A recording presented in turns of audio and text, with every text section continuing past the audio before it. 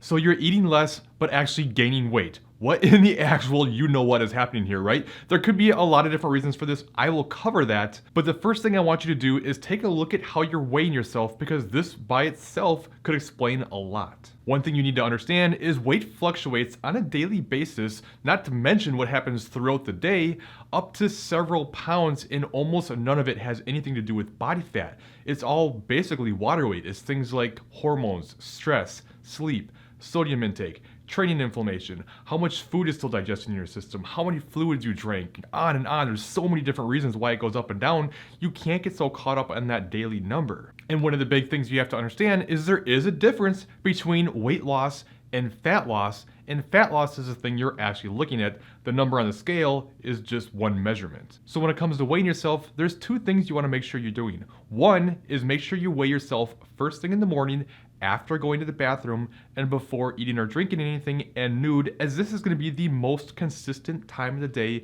and it takes away as many variables as possible. If you're weighing yourself later in the day, there's too many things that can change it, from how much you ate, what you've been drinking, different activity levels, sweating, etc., etc. So you want to take that consistent time. So the second thing is making sure you weigh yourself every single day at that time, and then taking an average for the week and using that to count as your actual weight, so to speak. Because if you're just taking one snapshot in time on any given day or any given week, it can be up or down for a lot of different reasons, and you would never know it. And there can absolutely be times when your weight would show that you've gained a few pounds, but in actuality, you might have lost body fat. So you also want to do things like taking measurements, go around your waist, your thighs, your arms, your hips, any different areas you want to monitor. And you also want to take things like progress pictures from the front, from the side, from the back.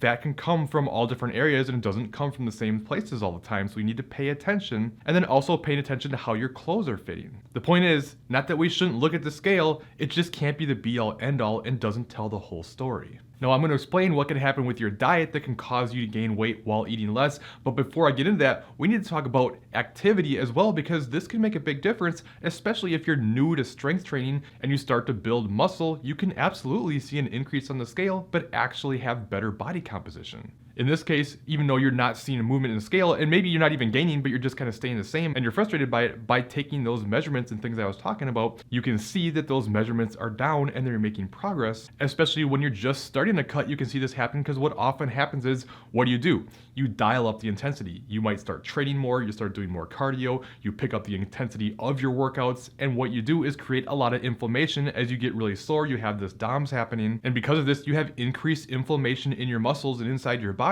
and therefore you see a spike on the scale. And this is especially true if you go from like a sedentary lifestyle to picking up strength training and an intense workout program. None of this, of course, means that working out is bad. Of course not. It's a very important part of what we're doing here. It just shows why the scale can jump, and again, why you can't only focus on the scale. Another possibility why you might see an increase on the scale despite reducing your calorie intake is you might just be much less active on a daily basis. Let's say, for instance, you had a very active job. You were on your feet all day, moving around, getting a lot of activity, maybe taking like 15,000 steps a day. Now you change jobs and you have a desk job where you're sitting in front of a computer all day and you're barely moving around at all. All that extra calorie expenditure makes a big difference. So take a look at work life, home life, your life as a whole. Do you find that you're being less active in general? And this can even go in tandem with exercise. Sometimes what happens is you might pick up your exercise, especially the intense exercise can make you really tired. Because of this, you start sitting around a lot more, barely moving around throughout the day, and you can negate that extra calorie burn. We have this tendency to only look at diet and exercise, but your general movements throughout the day make a big difference. Now there can be some factors from the food side of things too. So you start a diet, you reduce your calories, and you just can't lose. Well, what's one of the most common things people do when they do start a diet? They start to eat a lot of high volume foods. And hey, this is for a good reason. It's gonna help you feel full, especially as calories come down. You don't wanna be starving all the time. Not to mention, of course, there's value in having nutrient dense foods. But if you've barely been eating any of this stuff before, and now you run out and eat a lot of hard to digest foods, a lot of things like cruciferous vegetables and things that digest slowly, those foods will ferment in the gut as fiber is digested by bacteria in your large intestine, and it causes bloating, which, you guessed it, causes a spike on the scale. Of course, none of this means avoid high nutrient dense foods, don't avoid vegetables. It's just explaining why you can see a spike on the scale from it. But also keep in mind that while fiber is great, it really is, it has a high thermic effect of food. It's going to help you feel fuller. Foods that are higher in fiber are often higher in micronutrients. But just because fiber is good doesn't mean a crap load of fiber is really good. And this is just kind of human nature.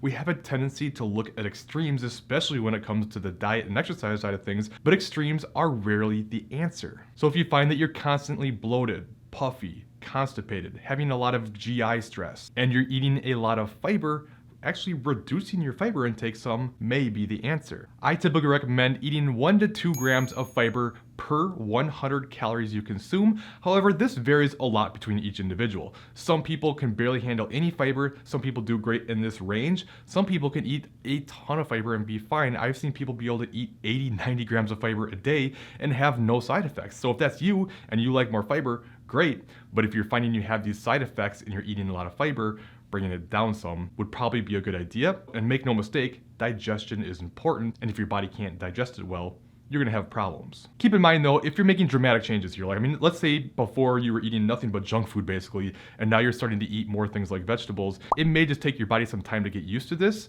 so give it some time and pay attention. Okay, here's the most likely reason why you would gain weight while eating less. You technically aren't eating less. Now hear me out, I'm not trying to be mean, I'm not trying to accuse you of anything, but this is something I've been talking about a lot lately, and that is that we're just in general not always that good about accounting accurately the calories that we consume. Even if you are tracking, if you're doing a lot of eyeballing and not paying close attention, it can be easy to go way over. Maybe you're not accounting for your coffee creamer, maybe you're not accounting for those extra nuggets that your kid didn't eat that you popped in, maybe you snuck in a few extra chips that you had weighed out. You know, all the different bites and nibbles and licks and all that stuff can really add up quickly. So if you're really struggling, dialing it in for a bit can be helpful just to get a more accurate representation of what things really look like. But the big one for a lot of people are the weekend binges or the cheat meals and cheat days where you completely blow out and don't account for it. It's not uncommon at all for people to do very well during the week, strictly hitting everything they're supposed to do, but then the weekends come and it's 2 days of a free-for-all. And it's not uncommon for people to say,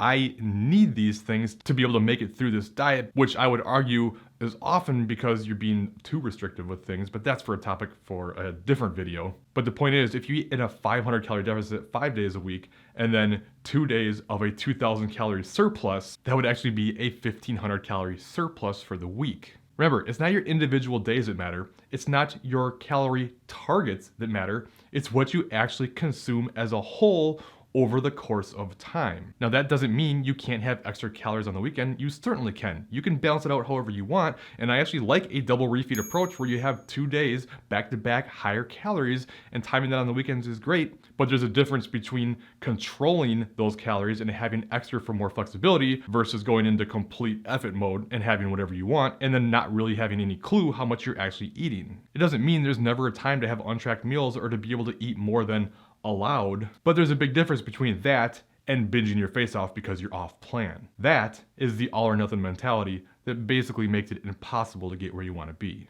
Okay, some of the other things that can be a factor here are things like your diet history. If you do have a history of yo-yo dieting, and especially extreme dieting, there's a good chance your hormones and metabolism are in a bad place because of this. What can be really common is for someone to diet for a very long time or yo-yo diet for a long time, get sick of it, stuff their face, end up gaining a bunch of weight really quick, panicking, jumping back into a diet again, their metabolism hasn't recovered at all, and of course things don't respond. It takes time to get your metabolism back in a better place. So even if you say, I reverse dieted, which this is very common, someone will say, well, I reverse dieted for a couple months and I came back and nothing's happening. Well, you just didn't give it enough time. I mean, if you've been dieting for months on months or even years, 2 or 3 months is not going to be enough time to get your metabolism in a place to succeed again. Now, with all of this said, you might be saying, hey, Colin, like I've done all this stuff. I'm on top of my diet. My exercise is good. I'm very diligent with the plan. I've been consistent. I went through a long reverse diet. I did everything I was supposed to do. And no matter what I do, I just keep seeming to gain weight, even if I reduce calories. Well, in this case, it might not be a bad idea to go get blood drawn. Check your hormones, make sure that you don't have anything going on with your thyroid or anything like that. Like, I'm obviously not a doctor, this isn't medical advice, but I think it's a good idea to just rule this stuff out at the very minimum and make sure there's nothing going on. Other than that, if you're truly stuck, can't realistically drop your calories, can't really do much more exercise, and you're just feeling kind of hopeless, you know my answer if you know me, it's time to stop reverse diet, do it for a long time to put your metabolism back in a place where you can succeed again. But I'm sure the question is, how long do you need to reverse diet? Well, of course, it depends, but don't worry, check out this top video next and I'll break down exactly how long you need to reverse diet, no matter what type of scenario you're coming from. If you have any questions, leave them in the comments below, and I'll see you in that other video.